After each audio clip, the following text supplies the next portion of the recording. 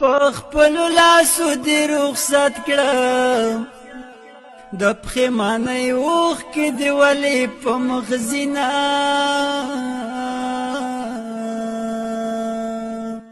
چې رانه نه هېرېږي یاره زه دې په زور د زړه نه څنګه وباسمه دا ستا دا ګردې مردې سترګې زه یې په ګرد دنیاګۍ نه ورکومه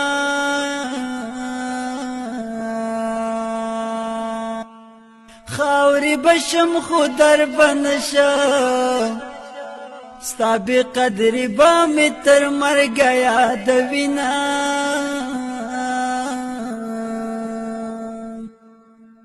قسم په خدای باور پې وکړه چې بې له تا مې په زړه نشته ارمانونه